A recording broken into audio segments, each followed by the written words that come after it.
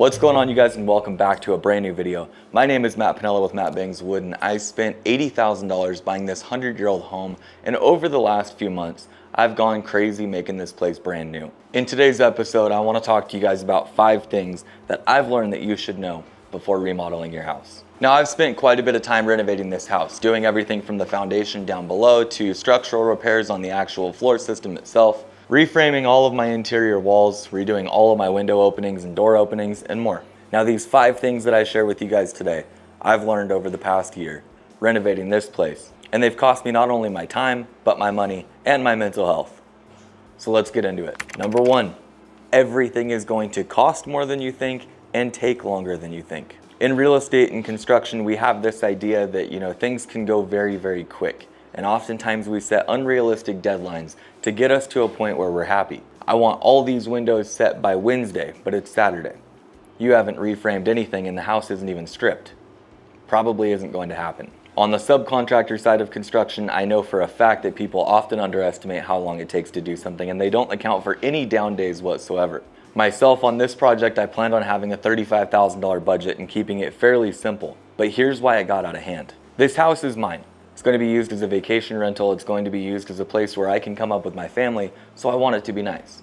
Therefore, that $35,000 budget didn't exactly get me to where I wanted it to be. So what exactly does that mean? That means that when my wife and I did our selections, we imported tile from Italy for our shower floor. We went with fixtures in this place for the kitchen that were a bit more expensive. You're in the middle of this remodel phase, so you might as well spend the money that you wish you would have later on. So not only is this going to cost more, but it's going to take longer as well. And the process of building doesn't exactly go as quick as people think. When it comes to tiling your shower in the bathroom, some people think, oh, I could get in there, waterproof the thing in a day, set the whole thing in a day. Reframing windows, days go by quick. You start tearing into this bottom plate and find out that the rim joist is rotten down there. You have to replace it.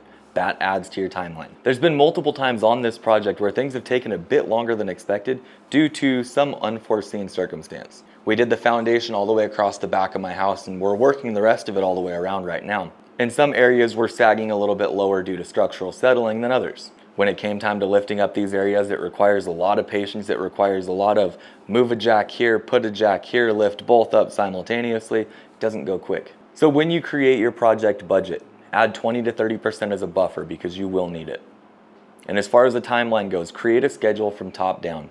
Work through the whole entire thing and then realistically think, can I really do a tile shower from bottom to top in 24 hours? So it costs more and takes more time than most people think. Now for number 2. Obviously this changes depending on whether you are building your own house, remodeling your own house, or you have contractors. But living in a remodel is a nightmare. I don't care what anybody says. When I bought this house, I stayed in the back bedroom over here while I built out my office in the back. Once the office was complete, I started demolition on the main house here. I left my bathroom intact with my shower so that I could take a shower and have a restroom to use while I was in the process of demo. But soon that process would wear me out mentally more than anything else. The reason being is because I never left this property. I would show up here, crash out here, go to work, get done, go back to my office, and repeat the process over and over and over. Oftentimes by myself. And that situation right there wore on me mentally more than anything else. But not only that, a live-in remodel, having all of your stuff in here while trying to do construction is not easy. The way that I've got this house set up right now is the easiest way to do all this. Strip everything out. Keep nothing in the house that isn't being used in the house. We've had clients in the past where they try to live in the remodel while we're doing it, or in this case, I tried to do it myself because I thought, I'll save a couple bucks. Now, it's not always possible, but if feasible, consider moving out of the house. Get away, go stay at a hotel, go stay with a family member, just get out and detach yourself from the project. Whether you're working on the project yourself or you have a contractor doing it, being in this space, torn to pieces and not put back together is not a comfortable feeling. I started staying at a hotel down the way that has extended stay to where I have everything that I need away from home. I can detach myself, go there and relax, and then come back and continue working on the property. Now, the last thing to add to this point is if you do have kids or other family members involved with the remodel while it's going on, it's not going to be good for them either. Simply said, nobody wants to live in a remodel. So somehow, some way, find your way out of here to where this project can be just that, a project. Now, before we get into number 3, you guys need to understand that documentation throughout your project, regardless of whether you're the general contractor yourself or you're hiring one, is huge. That's why we use House Pro for literally everything. Before you cover up your walls, Every single thing should be labeled in the house and you should know exactly where it is. But if you don't take pictures, you don't document, you're not gonna know where any of it's at. Now, House Pro is using a ton of different AI in their software to allow you to easily document everything. You hit that record button, you have 2 minutes to go through and explain anything you want to about your project. Such as we just got through installing this 5046 window. This is a picture window here. We installed this 4046 over here and put in a new electrical plug down there for the side of the couch. We got this section of drywall taped and mudded last night all the way through to the back. And this is looking good. The arch is ready for both the cabinets. We did get the front door set and we got new hardware on the door. On the outside here, we were able to get the pink wrap all the way around the corner tied in. We got the windows set and flashed correctly. Door still requires more flashing work. Now that quick little walk around gave us this whole text transcript right here, along with the video file right down here. So not only can we go back through and see everything we talked about in this daily log, but we can also see everything that we recorded in the process. Whether you are a homeowner remodeling your own house, you're a general contractor remodeling someone else's house, or you're a real estate investor that's flipping, you need a good construction management software that'll take care of everything. And that's exactly what House Pro will do for you. From your estimates and invoices to all of your material takeoffs, evaluating your plans and looking through whatever you need to, marking them up, to actually building out a schedule from top to bottom, everything that you need to be able to run a project successfully is in-house. And my favorite part is most of it can be ran right from your phone. The AI that's been implemented into House Pro allows you to do a wild amount of things in a very short bit of time. And that right there is everything. Whether you're flipping houses, remodeling houses, building new, whatever it may be, House Pro has the tools you need to run everything successfully. So click the link in the description down below and see what House can do for you. But let's get back to it with number 3. Now for number 3, the snowball effect. Every single decision needs to be made somewhere in the beginning of the project so that you don't have to do all that later on.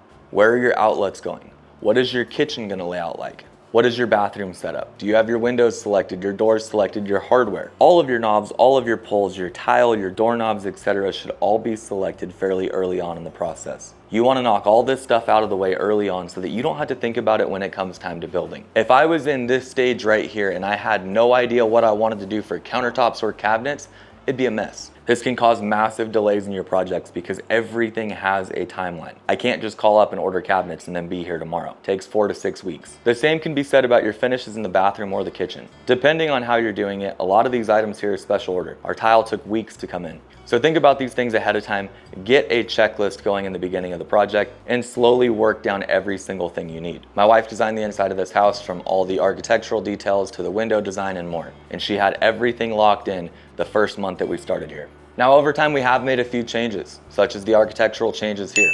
When we laid out the kitchen, originally we had a different plan. It didn't work out. So in the field, if you come across something that's not working, you have to make some sort of adjustment and on the fly, make that decision to change it for the better. My original plan was I was going to have the kitchen all the way along this back wall here. It was going to come out to a little bit of an L, and I had a kitchen island right here. This wall didn't exist at the time. After pulling some numbers, we realized that we were going to be super limited on space. Therefore, everything had to change. What we ended up doing instead was keeping the kitchen along this back wall here, not coming out with an L. We couldn't fit an island, but we ended up doing this architectural detail here with an arch, 2 cabinets here, refrigerator here, and then the pantry in the back there. This change right here took a lot of time to figure out, and it cost a little bit more money. And that was one of the few things that we did change on this project from the time that we started until now. So lock in your selections early, make sure that everything is taken care of and accounted for before getting going. Now, number 4 is a huge one, and I learned this the hard way, and it cost me $5,000. Organization, site storage, and proper planning is everything. Now, what I mean by this is similar to the move out of your house and just have a nice clean slate. When I bought this place, I had a staging room in the front here, which is actually a bedroom. I had everything of mine in there.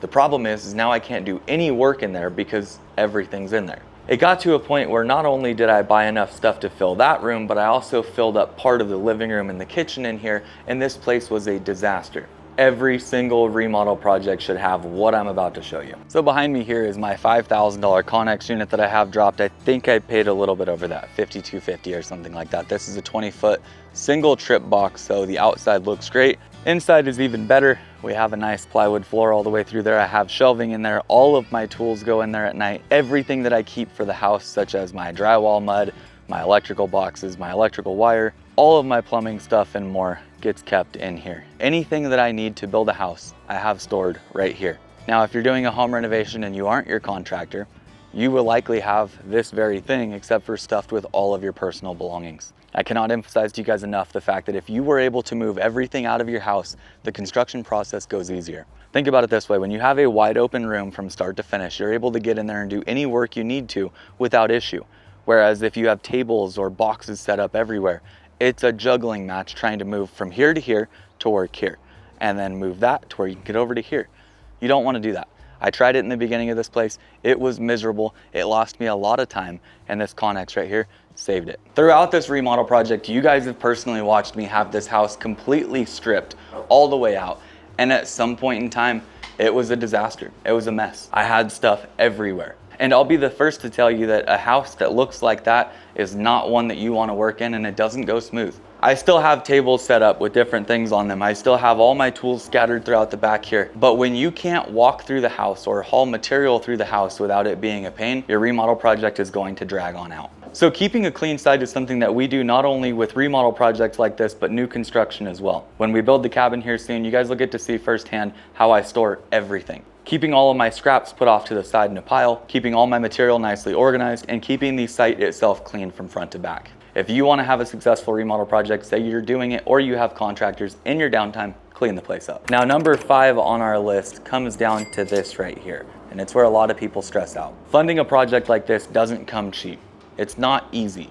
I'm $50,000 deep in the hole, not counting buying the house. And that all adds up pretty quick. Regardless of how you are funding your project, whether it be a personal loan, cash out of your bank account, a HELOC, whatever it may be, pad your budget and plan for the unexpected. Just know that regardless of what you think is gonna happen in a project, you will have unexpected costs. I don't care how good you are. That unexpected cost can come from a storm blowing in and ruining part of your drywall. The unexpected cost could be you uncover some plumbing underneath that needs to be repaired, or a foundation that needs to be done. Maybe it's a delay in something that you ordered and you have to order a different one. There's a million different things that can come up, and all of them are going to be a cost increase. But we talked about this a little bit. This is less about the finance side, less about the money, and more about your mental health throughout the project. There's going to be times in your project where you feel like you just want to give up entirely, or that you made the wrong decision in going into this renovation project. I've ran into that a few times. It's like hitting writer's block and going, I don't want to do this anymore. I have nothing left in the tank. And that's a pretty common feeling with new construction, home building, or remodeling.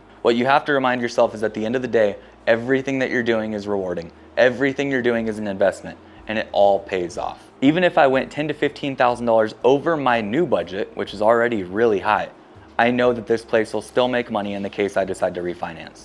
But always have a backup plan. Regardless of how you're funding your project, know that if you were to get hit with a $20,000 to $30,000 cost increase, how would you cover it? Whether it be a personal loan or a loan from a family member, have some sort of backup plan as a safety net in the case things go south. Because when they do, your project doesn't care that you ran out of money. You're gonna need it. But that's a wrap on 5 things that I wish I knew before I got into this project, because I've learned quite a bit in doing so. If you guys are renovating your own house or you're having a general contractor do it, there's a lot of things that you should know before doing so, and I hope some of these help you out.